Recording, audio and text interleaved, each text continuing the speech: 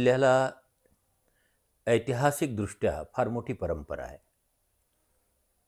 म्हणजे केवळ मध्ययुगीन नाही, तर प्राचीन काळामध्ये सुद्धा बीड जिल्ह्याला फार मोठा इतिहास लाभलेला आहे.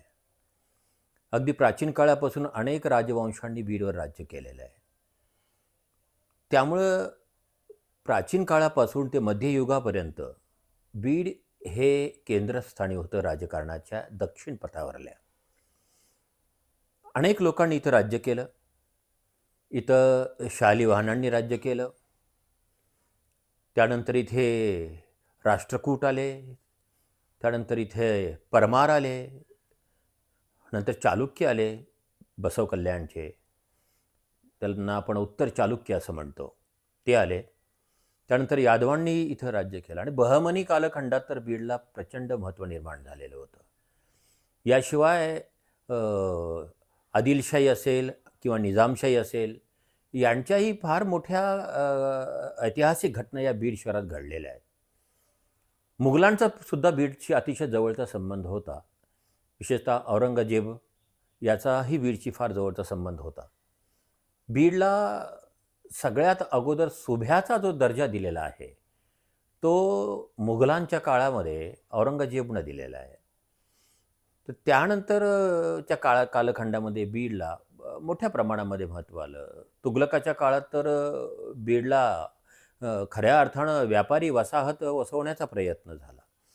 म्हणजे बीड हे राजकीयदृष्ट्या, ऐतिहासिकदृष्ट्या तर महत्त्वाचं आहेच आहे. परंतु साहित्य आणि सांस्कृतिकदृष्ट्या देखील बीड अतिशय महत्त्वाचं आहे. म्हणजे पहा की मराठीतली पहिली जी कविता आहे विवेक सिंधू, ही बीडमध्येच अंबाजोगाईला मुकुंदराजांनी लिहिलेली आहे. म्हणजे मी साहित्याच्या दृष्टिकोनातून बोलतोय. याशिवाय ज्यांना आपण आद्य कवयित्री म्हणतो आपण मराठीतल्या, त्या महादंबा या बीड जिल्ह्यातल्या गेवराई तालुक्यातल्या पांढरी हे त्यांचं जन्मस्थान. इतकंच नाही तर अहिल्यादेवी होळकर या ज्या आहेत त्या चोंडीच्या आहेत आणि चोंडी हे बीड जिल्ह्याला अतिशय लागून आहे. आणि प्राचीन काळचा जर नकाशा बघितला तर चोंडी हे बीड जिल्ह्यामध्येच, बीड सुभ्यामध्ये होतं. तर याशिवाय मग दासोपंतांसारखा कवी मध्ययुगामध्ये त्यांचं कर्मभूमी ही बीड जिल्हा. पासोडीसारखं अतिशय वेगळं असं त्यांनी साहित्य लेखनाचा जो प्रकार आहे तो त्यांनी हाताळला. खरं म्हणजे ही त्या काळातली कवितेच्या क्षेत्रातली एक प्रयोगशीलता होती, जी अगोदर कोणी केलेली नव्हती. ती दासोपंतांनी केली आणि त्यामुळं ते प्रयोगशील कवी आहेत असं माझं स्वतःचं म्हणणं आहे. आणि ते बीड जिल्ह्यातले अंबाजोगाईचे आहेत. तर इतकंच काय, परंतु 16व्या शतकामध्ये आष्टी तालुक्यामध्ये शेख मोहम्मद बाबा होऊन गेले. म्हणजे हे धर्माने जरी इस्लाम असले तरीसुद्धा ते हबप होते, हरिभक्त परायण होते आणि त्यांनी ज्ञानेश्वरीवर लिहिलेला योगसंग्राम नावाचा ग्रंथ हा आजही ज्ञानेश्वरीवर केलेल्या समीक्षेचा हा फार अतिशय महत्त्वाचा आणि मौल्यवान ग्रंथ मानला जातो. मग अनेक साहित्यिक आहेत. म्हणजे इथं धारूचे उद्धव चिलवण असतील किंवा बीडकर असतील, कित्येकांची नावं मी घेऊ शकतो की ज्यांनी मध्ययुगामध्ये अतिशय महत्त्वाचं साहित्य लेखन या बीड जिल्ह्यात केलेलं आहे. ज्यांना आपण आद्य साहित्य म्हणून आपण मानतो ते लीळाचरित्र. या लीळाचरित्रामध्ये देखील बीडच्या जवळपास 4 ते 5 वेगवेगळ्या प्रकारच्या लीळा बीडशी संबंधित आहेत. म्हणजे चक्रधर स्वामींचा या ठिकाणी निवास होता. 4 महिने चक्रधर स्वामी हे बीडमध्ये थांबलेले होते. त्यांचा इथे निवास होता. हे लीळाचरित्रामध्येच लिहिलेलं आहे.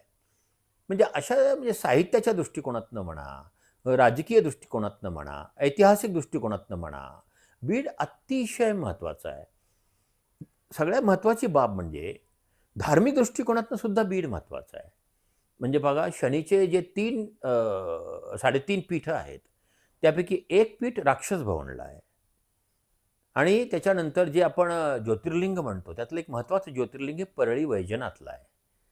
हे तर महत्त्वाचं झालंच, पण त्याशिवाय अंबाजोगाईला जे योगेश्वरी माता आहे, तर हे देवस्थानं महाराष्ट्रात अत्यंत प्रसिद्ध देवस्थानं आहेत.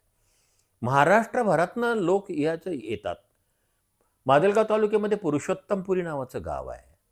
पुरुषोत्तमाचं ते एकमेव मंदिर आहे आणि श्रावणामध्ये त्या ठिकाणी अक्षरशः लाखो लोक त्या ठिकाणी येत असतात. ही सगळी स्थानं अतिशय महत्त्वाची आहेत.